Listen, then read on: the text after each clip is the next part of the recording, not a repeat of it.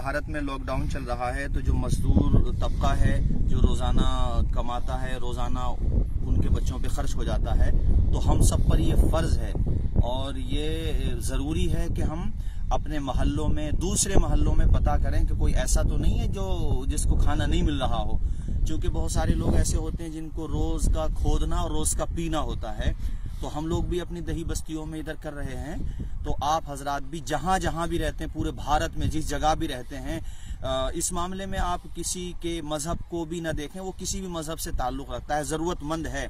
تو اس کو ریلیف کریں، اس کی مدد کریں، اس تک کھانا پہنچائیں، چاول ہے، آٹا ہے، تیل ہے، دالیں ہیں، سبزیاں ہیں، یا جو چینی ہے، چائے کی پتی ہے، سوکھا دودھ ہے، یا جس طریقے سے بھی ہو ان کے گھروں تک پہنچائیں۔ چونکہ آج اخبارات میں بعض رپورٹیں یہ بھی آئیں کہ کچھ مقامات پر غریب بچوں نے گھاس کھائی ہے۔ یہ بڑی شرم کی بات ہے، لاک ڈاؤن میں جلد بازی ہوئی ہے، یہ تھوڑا سا تیاری ہونا چاہیے تھی، لیکن بہرحال جو ہوا وہ تو ہو گیا۔ تو اب حکومت سے بھی اپیل کروں گا، وہ اپنے طور پہ کر ہی رہے ہیں، لیکن اس کو صرف یہ نہ سوچ کر کے یہ کہ حکومت کی ذمہ داری وہی کریں گے، ہم بھی اپنی ذمہ داری نبھائیں، اپنی آمدنی کا ایک حصہ اپنے غریب بھائیوں پہ خرچ کریں اور اپنے محلوں میں یہ بتا دیں کہ بھی کسی کو ضرورت ہو تو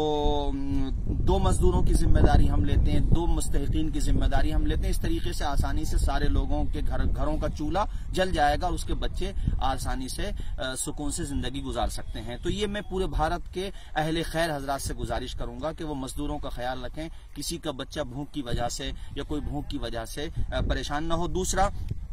جیسے کہ مفتیان کرام نے اعلان کیا ہے، بہرحال جو بھی ہے تو ہم لوگوں کو کرنا ہے۔ اب ایسی صورتحال میں یہ نہ سوچیں کہ ہم مسجدوں میں نہیں جا رہے ہیں تو گھروں پہ نماز نہ پڑھیں، نہیں، نماز ضرور پڑھیں، کسی بھی حال میں نماز نہ چھوڑیں، اپنے گھروں کے اندر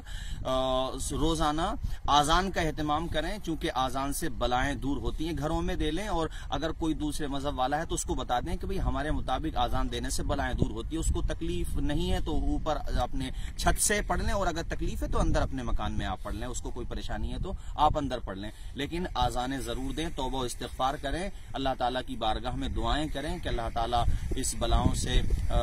اس بلا سے ہم سبوں کی حفاظت فرمائے۔ تو یہ میں نے چند باتیں آپ لوگوں سے عرض کی، اس کو سنیے اور دوسروں تک پہنچائیے تاکہ